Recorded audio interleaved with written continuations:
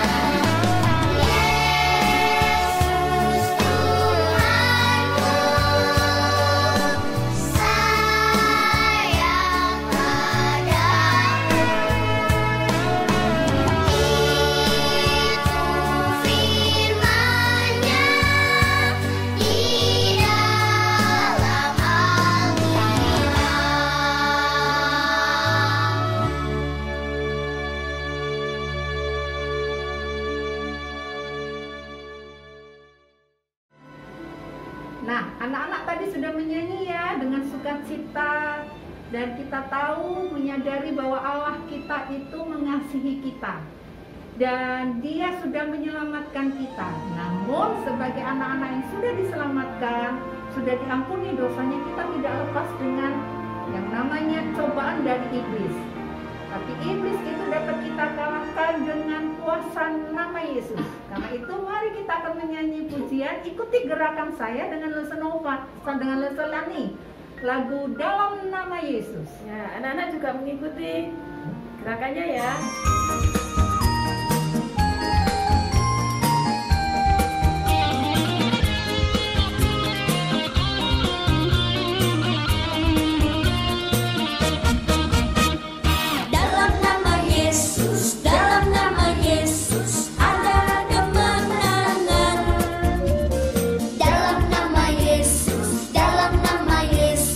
Iblis dikalahkan dalam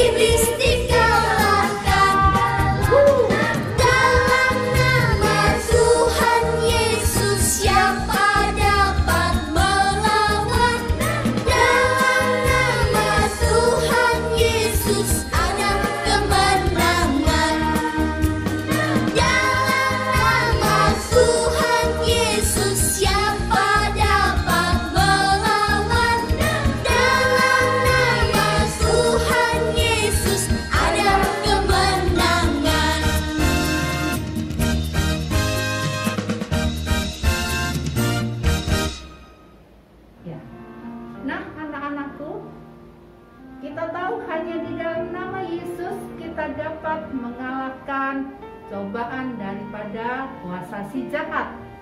Karena itu sebagai orang yang telah ditebus dosanya, kita mempersiapkan diri kita untuk mendengarkan firman Tuhan yang selami. Marilah anak-anak Lesenova dan Lesenelani akan mengajak anak-anak menyanyikan satu lagu, yakni Ingat Nama Yesus. Karena hanya di dalam nama Yesus kita dapat melawan cobaan dari iblis. Ya, dan mari kita nyanyikan bersama-sama.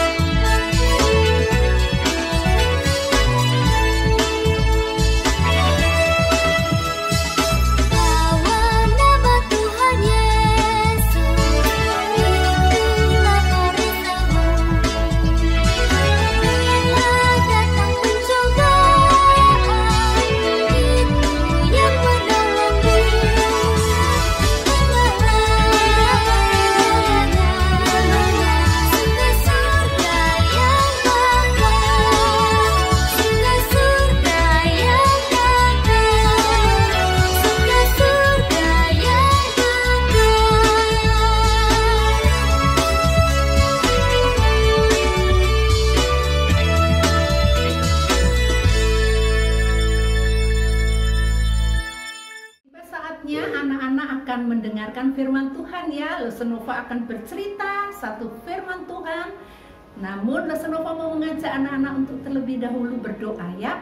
Mari lipatlah tanganmu, tutuplah mata dan kita berdoa. Tuhan yang baik, terima kasih jikalau kami anak-anak-Mu sudah memuji nama Tuhan. Tiba saatnya ya Tuhan, anak-anak-Mu rindu untuk dibentuk oleh firman Tuhan yang akan kami dengarkan pada pagi hari ini. Biarlah Roh Kudus memimpin setiap kami, dan Roh Kudus mengurapi akan Lesenova yang akan menyampaikan firman Tuhan pada pagi hari ini. Kami anak-anak-Mu siap untuk mendengarnya akan suara sabda Tuhan. Inilah doa kami, di dalam nama Tuhan Yesus kami berdoa. Amin. Nah anak-anakku, anak-anak sudah membawa Alkitab? Kalau sudah, silakan anak-anak membuka Alkitabnya di dalam Matius pasal 4 ayat 1 sampai dengan ayat yang ke-11. Namun Lesenova hanya akan membaca ayat yang ke-1 dan ayat yang kedua saja. Ayat yang berikutnya silakan anak-anak membacanya nanti selesai ibadah, ya. Ya. Pasal 4 ayat 1 sampai dengan ayat 11. Namun kita akan baca bersama-sama. Yang sudah bisa membaca, dibaca ya di rumah dengan Lesenova, ya. Berbunyi demikian. Maka Yesus dibawa oleh Roh ke padang gurun untuk dicobai iblis. Dan setelah berpuasa 40 hari 40 malam, akhirnya laparlah Yesus. Anak-anakku yang dikasihi oleh Tuhan, Yesus tidak lagi seperti bayi yang anak-anak peringati bulan yang lalu ya, di tahun yang lalu, yakni memperingati hari kelahirannya. Tapi kini Yesus sudah menjadi dewasa anak-anak. Tahu anak-anak berapa usianya? Di dalam ayat ini dikatakan Yesus berusia 30 tahun. Dan di usianya yang sudah dewasa itu, Yesus baru menerima baptisan oleh seorang yang bernama Yohanes Pembaptis. Anak-anakku yang dikasihi oleh Tuhan, ketika Yesus sudah dibaptis, Yesus tahu jelas apa yang menjadi tugasnya, di mana Allah mengutus dia ke dalam dunia ini adalah yang pertama, dia mau menyembuhkan orang-orang yang sakit. Yang kedua, Yesus juga mengajar, mengajar bukan hanya satu orang tapi banyak orang. Dan yang ketiga itu yang penting, Yesus datang, Allah mengutus anaknya itu untuk mengampuni dosa-dosa manusia. Nah, ketika Yesus tahu bahwa saatnya dia akan melayani, di mana Bapaknya mengutus dia ke dunia, maka Roh Allah dalam ayat ini, nanti anak-anak lihat di dalam gambar, Roh Allah membawa dia kepada suatu padang gurun yang tandus, yang sangat panas, yang adalah hanya ada kerikil, batu dan pasir. Kalau lihat di gambar di sana dikatakan padang gurun itu tidak ada pepohonan, jarang ada, apalagi mendapatkan bunga-bunga yang indah ketanamnya, tidak ada, begitu gersang. Nah, Yesus di sana, Roh Allah bawa seorang diri di sana. Tahu anak-anak apa yang dilakukan oleh Yesus? Di sana Yesus sedang berpuasa. Berapa lama Yesus berpuasa? 1 hari, 2 hari? Tidak anak-anak, 40 hari. Wah, begitu lama ya. Di dalam masa Yesus berpuasa itu, Yesus menahan diri untuk tidak makan dan tidak minum. Anak-anak tahu ya bagaimana keadaannya orang yang sedang berpuasa. Pasti dia akan mengalami rasa lapar, pasti dia juga mengalami rasa haus, pasti dia juga mengalami keletihan dan lelah, Pada saat itu iblis datang di saat yang menurut iblis itu waktu yang tepat, di mana dia ingin mencobai Yesus, karena iblis tahu bahwa Yesus dalam keadaan lapar dan letih. Apa yang terjadi anak-anak? Lihat gambar yang kedua, Di sana kita lihat iblis kemudian memerintahkan kepada Yesus, Kata iblis kepada Yesus, "Hai engkau anak Allah, biarlah batu itu engkau dapat ubah menjadi roti." Itu iblis katakan itu kepada Yesus. Kira-kira anak-anak, iblis mengatakan itu jika engkau adalah anak Allah, engkau dapat mengubah batu itu menjadi roti. Kira-kira anak-anak, apakah Yesus mengikuti kata iblis ini? Begitu pandainya iblis, dia dapat menggunakan firman Tuhan, namun dia tidak dapat menggunakan firman Tuhan itu dengan cara yang benar dan tepat, Dia begitu pandai, tetapi dia salah menggunakan firman Tuhan itu dengan cara yang tidak benar. Anak-anakku yang dikasihi oleh Tuhan, ketika iblis mengatakan itu kepada Yesus, Yesus percaya kepada Allah bahwa Allah sudah menyediakan apa yang ia butuhkan. Karena itu, Yesus mengajarkan melalui peristiwa ini agar anak-anaknya itu memiliki iman dan firman tinggal di dalamnya untuk dapat melawan cobaan daripada iblis.